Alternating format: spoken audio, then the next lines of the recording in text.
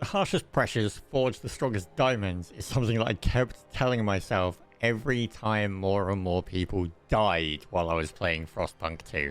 See, it's a great concept in theory, up until those pressures are being applied to 8,000 starving people in the cold, frigid remnants of a world that came before. Diamonds don't need to worry about food or heat or shelter. People do. All of those spinning plates that you got going to keep the lights on, to keep everything going for one more day.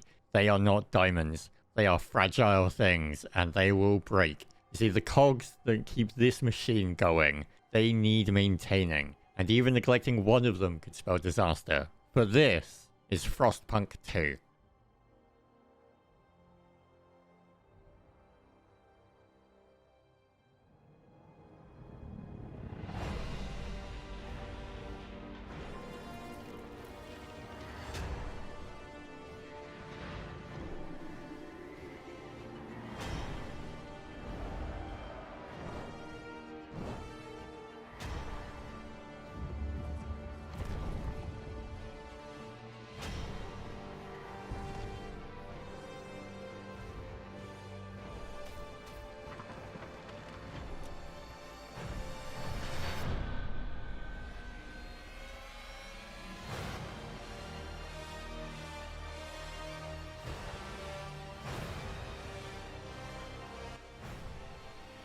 The sequel to 2018's hit city-building survival game Frostpunk is here. Frostpunk 2 sticks with a sensible naming structure that I can appreciate to let fans know exactly what they're in for. More suffering. More hard choices. There's a strong theme running through the game of choice. Not only in regards to the story and thematic elements, but also when you turn that lens upon the design aspect. Set 30 years after the first game, Frostpunk 2 takes everything that you've learned from your previous struggles, respects them, says, yeah, that was well done, but it's not enough. It's going to make you suffer more. There's common elements here that you'll have to deal with that you've dealt with before. Keeping the lights on, keeping people fed, making sure that crime stays down. But if this is your first time jumping into a game like this, don't worry. It's got a great campaign that sets it up for you in easy to understand pieces. It's going to introduce elements to you bit by bit, allowing you to kind of keep your footing and make sure that the reasons why you fail are your own fault,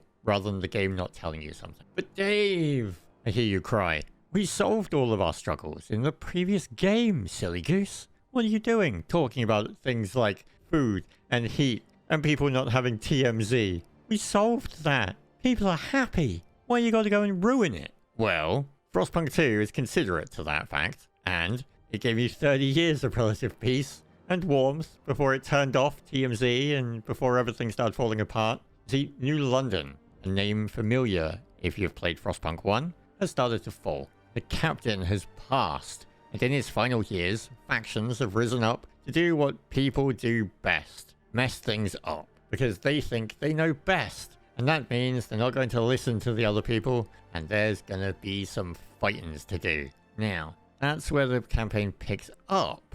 So you can understand where it's going to go is going to be much, much worse than that if that's the starting point. And it's up to you to solve those problems. Can you right this ship? Can you save this once great city from falling to the frost? Spoilers, for me, the answer was no many, many more times than it was yes. This is brutal. But if the campaign's not your kind of thing, there is a sandbox mode as well. A utopia builder, as it's been dubbed in the game, if you want to make your misery more bespoke. You want to modify it, you want to tweak things to get it just right, or there's a faction that you want to play with specifically. I would advise that you play through the campaign first, so that you understand the core of what's going on in Frostpunk 2, because it adds a lot more that you have to be aware of.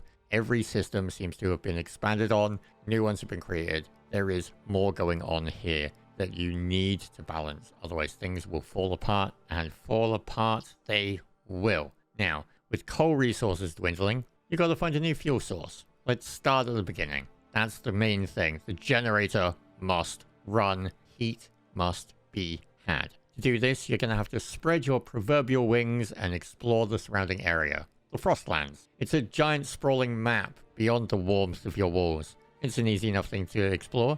Send out scout teams, build paths, skyways, give them the freedom of moving back and forth quicker, make it safer because they're going to be encountering multiple choice situations, and it's up to you to make those tough choices. Is a few thousand extra people coming back worth the life of 5 scouts? What about fuel? What about food? Where do you draw the line of what those 5 lives are worth? You see, the Frostlands holds more potential for you than you think, but it comes at the cost of sacrifice. As you explore and set up settlements, it's going to be easier to spread further out and find more and more things that are going to make your life a bit better. But again, what cost? Are you also going to make those places temporary footholds just to send back the resources? Or are you going to turn them into permanent settlements? That comes with benefits and problems. You're going to have to manage those. They are going to have their own resources that they need. And of course, then you've got to keep the heat on in 2 places, not just 1. But let's move things back home for a moment. Let's narrow this down to our city. Because things aren't simply A or B choices like they used to be. It's not just which one of these 2 options do I want, and then I'm dealing with the consequences. Gone too is the beautifully stylish circular nature of the original game. It was one of the things I missed the most when I started playing, but I very quickly learned to adapt to the new hexagon style that the game uses. See, the core game still exists. As a monument to those that came before, you have that circular core of your city. But now you're working with hexes. You're laying down extraction facilities, housing units, not until after you have frostbroken the ground though, which means that you need to send out teams to break those hexes so you can build upon them, find the resources in them, and squirrel them away for the harsh winter with no end. The city aspects have been expanded on in every meaningful way. Like I mentioned, you now have your district that can have extra buildings put in them that require research to be able to find out the ones that you want. You've got factions that are vying for power and presence in your city, and they hold your success in their hands. Because no longer are hard choices made by one voice in New London. You see, the captain's dead. You are the steward. You need to prove that you deserve this role. And for that, important decisions have to be voted on. It's time for a council mini-game. Let's set the scene. During one of my playthroughs, this one failed miserably and everything ended in fire. But that's unimportant, we'll get there. One of the key moments that brought everything down was hubris in my thinking that something didn't matter.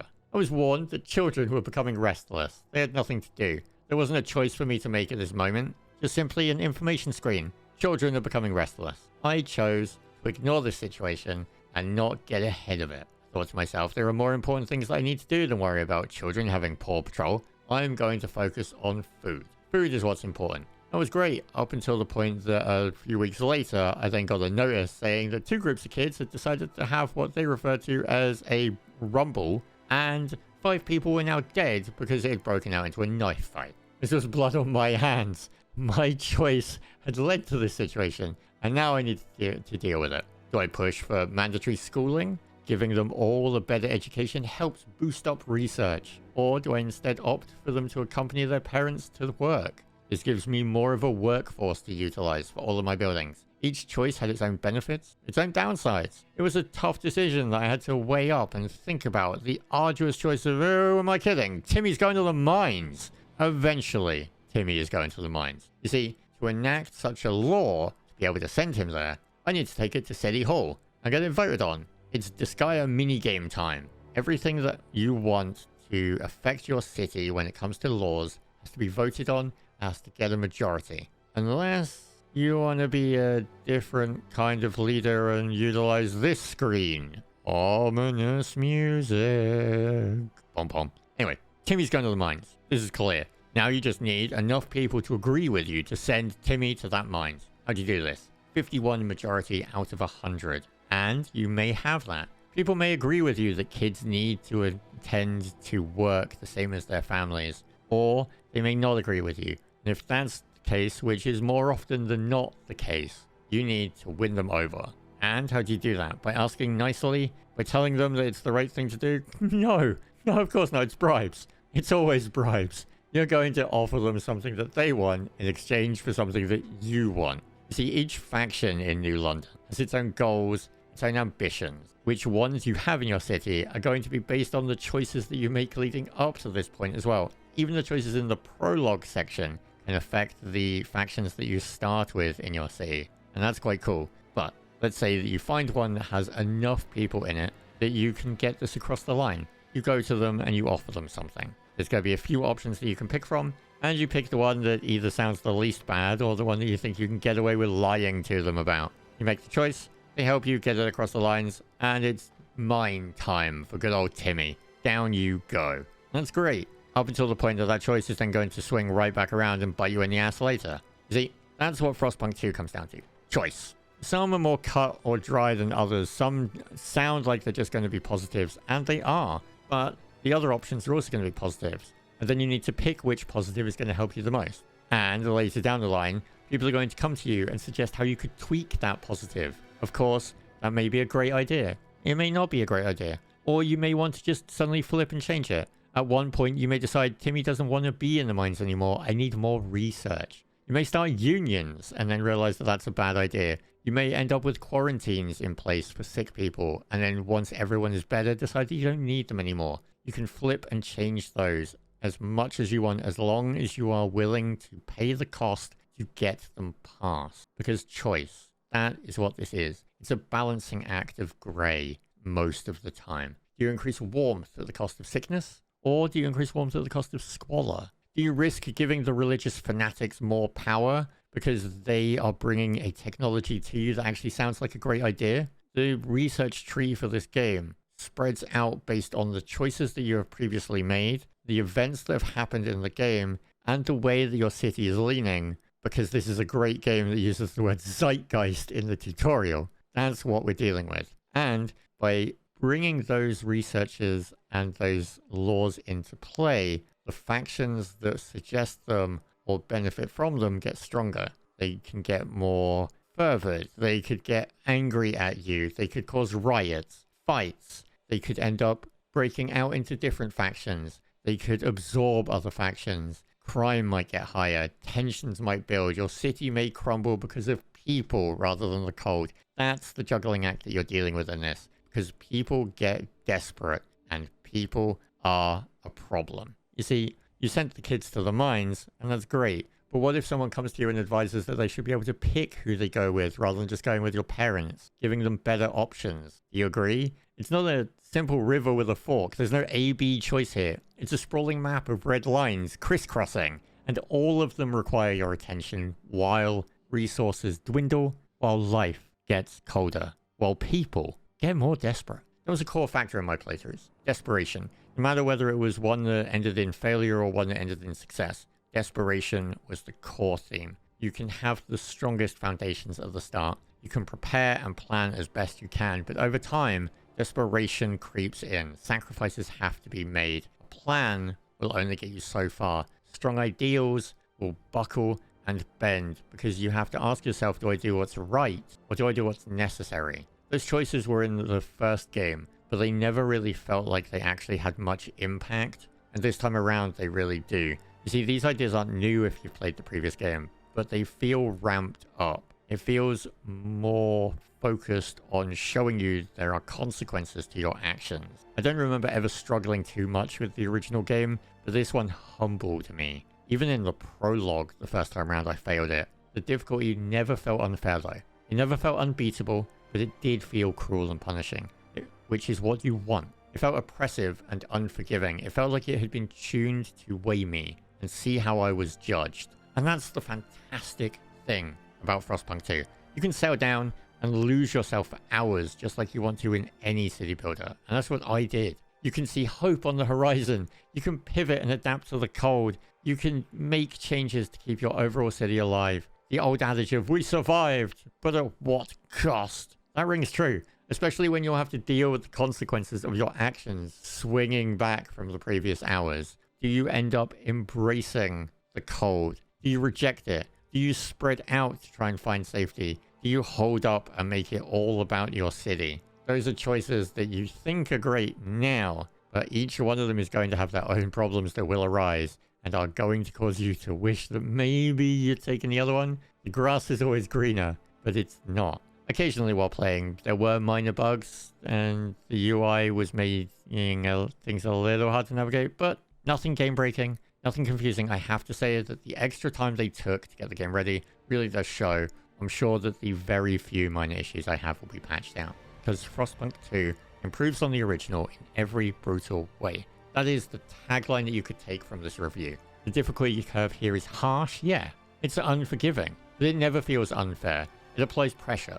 It tests you. I could sit for hours and talk about all the little moments or stories that crept up on my multiple failed and successful playthroughs, but I'm not going to, because I want you to discover those moments for yourself, those diverging paths. You see, the choices that you make are going to be different, but the choices that arise at the start are all going to be the same. So if I talk about them, I'm going to ruin some moments for you, and as always, we respect that kind of thing. Even the footage we're showing is the beginning of the game, and I'm just showing you the fancy things as minimally as I can. Because 11-bit Studios, in my mind, excels at creating games with not only depth and meaning, but that ring true as being personal. Games sculpted for each individual to have their own enjoyment and their own stories from it. Their own moments that will stick with them. Yeah, the games are bleak and miserable at times, sure. It never gets easier watching cities fall or people starve or repressive weather conditions or those plates that you set spinning just come crumbling down. You know what? For me, there's an addictive quality to it.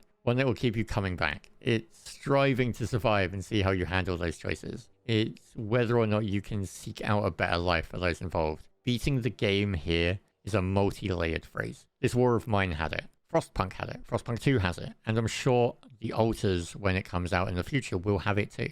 But there is one final comment I'd like to make. Frostpunk 2 is the latest game jumping on this trend of early access head start things, where they give you 72 hours if you bump up to the deluxe edition. It's not something I agree with, even in multiplayer games, like World of Warcraft recently had it and it really upset me. But this head start period in a single player game feels needless. In a multiplayer game, it gives you a progression head start. In a single player game, it just kind of ruins some of that fun of everyone playing at the same time, and you end up intentionally or unintentionally creating FOMO. If everyone else is talking about the game now, then the temptation to open your wallet can be overwhelming, and you end up splurging on that higher cost just so you can get in on that moment here and now rather than waiting. And I advise you, just like in the game, hold firm to your beliefs. It's a false idea. It shouldn't be rewarded. The base game will still be there for you in 72 hours time, and you will still have your suffering and your fun with it. Don't spend the extra money just for 3 days. There are indie games that you could play in that time that deserve your attention. That isn't to say, though, that Frostpunk 2 isn't a great game. From the warm fires of the generator to the cold expanse of the Frostlands, Frostpunk 2 kept me hooked. Firmly grasped with the concept of just 5 more minutes as I panicked to keep every plate I had put in the air spinning. False promises of research of laws in the future to get the fires of today out and make sure that my people were warm for just one more day. Factions uprising in anger at these false promises that I had given them and getting really upset at me for just trying to do the right thing. It's a successful sequel that, as mentioned, expands in meaningful ways, making choices feel more impactful than the previous entry. It has new systems, new mechanics, everything just feels expanded on and spread out more. If you're a city builder fan, this really is one that will keep you warm while you try to keep everyone else warm and stop them from becoming, popsicles.